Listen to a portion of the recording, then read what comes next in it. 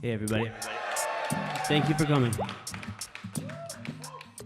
No, I just wanted to say thank you so much for coming and performing at the Sydney Opera House. I've been an admirer of yours for an incredibly long time, and you're a huge favourite in the whole music team at Sydney Opera House, and it means a lot to us that you're here and excited to be here and performing. I hope you feel that way after my performance. I have no doubt we will. No, everyone's incredibly thrilled. And do you enjoy playing live solo? I do. It's a bit more kind of terrifying to me, but I do like it, yeah. I like to be able to do both, I should say. I feel lucky to be able to do something with a group of people and something by myself, and kind of like, it keeps me on my toes, I would say. What sort of things do you get out of playing solo that you don't as a group, and vice versa? I think playing with the group, there's a better chance that I can be surprised by the results, which can be really fun, I feel like.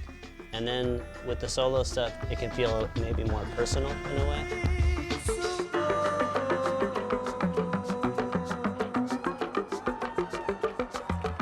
Feels like Person Pitch and Tomboy and Grim Reaper are very personal records and affect a lot of people quite deeply. I'd love to explore some of the dynamic tensions in your work as well and how that relates to you personally. You are interested in making people feel and in making them move, but not in obvious ways. You're oblique about both of them. The music that I've responded to most over the years has been stuff that really kind of hits me in a personal way, something that makes me feel something really strongly. I feel like I'm trying to do music that at least hits me that way, in the hopes that it might mean something to somebody else. But again, like I don't feel like my way is to be really explicitly kind of preachy about it. I'd rather kind of like fool you into feeling something, or like seduce you, kind of.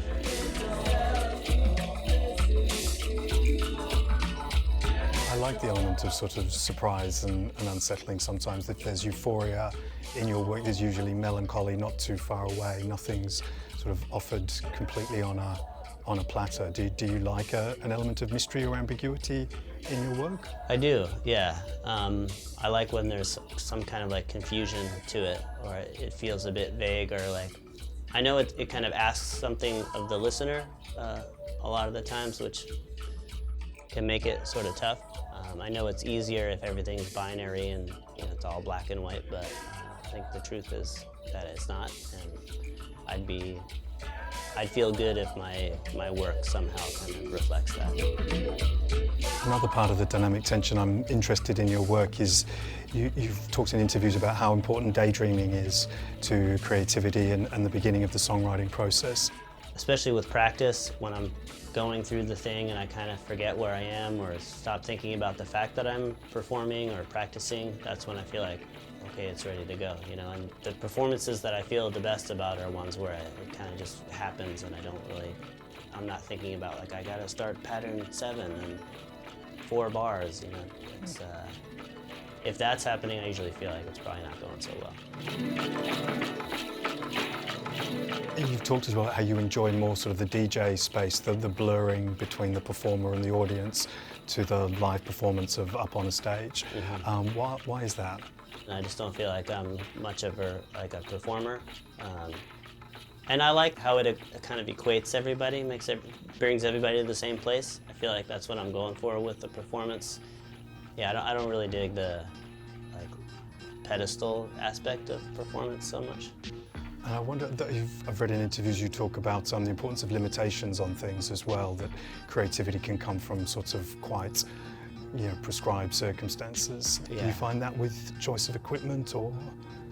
I just find personally I get sort of lost when I don't sort of set boundaries or have some sort of like blueprint for the thing in some form.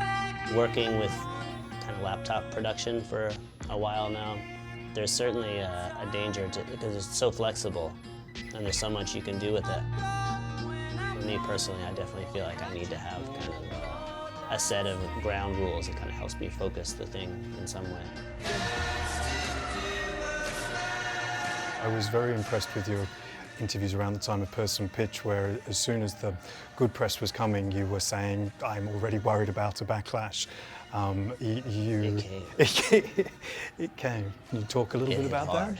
No, it didn't hit that hard, but I sort of knew what was coming a little bit, I feel like. And I don't mean to complain, like, I feel like the luckiest person in the world.